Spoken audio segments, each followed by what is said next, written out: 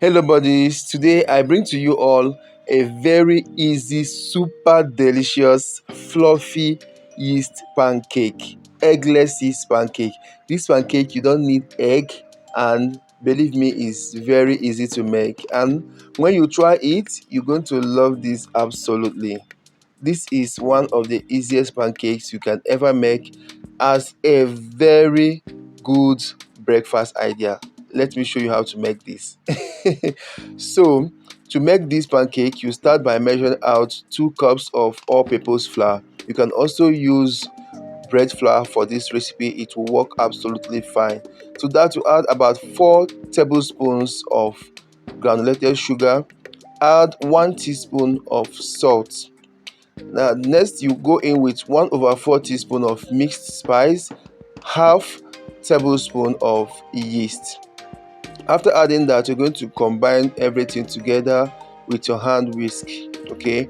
Next, you will go in with some milk. So for this recipe, you need 1 cup of liquid milk.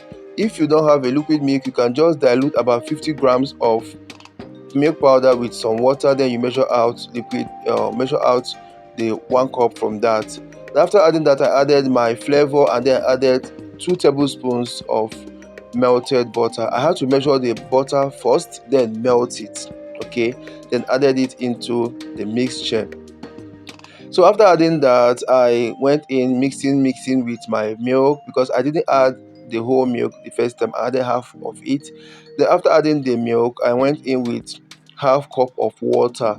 Okay, you need warm water for this recipe. Also, the milk that I used was warm milk, so you need warm water, and also you need warm milk. Okay, so after adding the first half cup of warm water, I mixed everything together. Then I added extra half cup of warm water. Okay.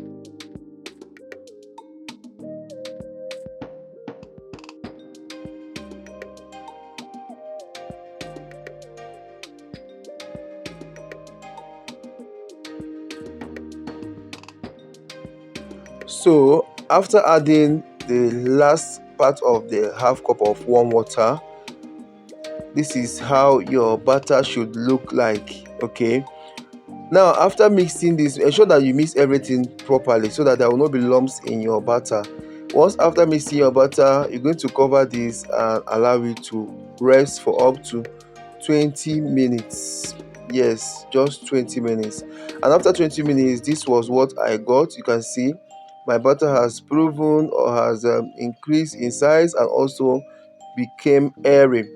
Now you place your saucepan, your non-sticky saucepan, on heat, and then transfer your batter. Scoop your batter into the pan. Now you have to ensure that your pan has heated up before scooping the batter. This first one that I fried, my pan hasn't heated up so well. So when I scooped in this batter, that it when I wanted to flip it over, it was kind of not easy for me to flip it over. So if you don't want to have that kind of challenge, ensure that your pan is properly heated, like it's heated up so well, so that by the time you want to flip it over, it will be easier for you. Okay, so but after this first round, the second one I fried, the pan has heated up. And once your pan has heated up so well, you're going to bring down the heat to medium heat so that it doesn't burn so quickly. Okay, so once you have brought it down to medium heat, you scoop in your batter, and then you allow it for a few seconds or a minute or so. Once the underside browns, then you're going to turn it over. Just few seconds, you are done with your pancake. Okay, just like that, you scoop in the next batch. Okay, so if you want to scoop in the next batch, note that this pan has heated up, so make sure that you reduce the heat, you monitor the heat, so that your pancake doesn't burn. Okay, so that your pancake doesn't burn. So once the like I said, once the underside has browned, you flip it over gradually so that the overside will brown as well. And just like that, you have your pancakes all done. So for this first pancakes that I'm showing you guys now, I had to monitor the heat so that it doesn't over, like my saucepan doesn't overheat. And you can see it came out all brown and doesn't have any part that's kind of look burnt. But these other ones, I was in a haste, like, because I needed to rush out to somewhere, so I was in a haste. I increased the heat a little, so that was why you saw it like burnt a little like that.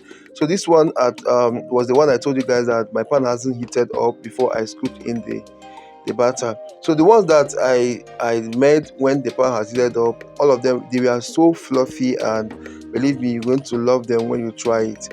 So I'll be waiting for you all in my comment section when you try this recipe. Let me know how it turned out for you, because I know they are going to turn absolutely delicious.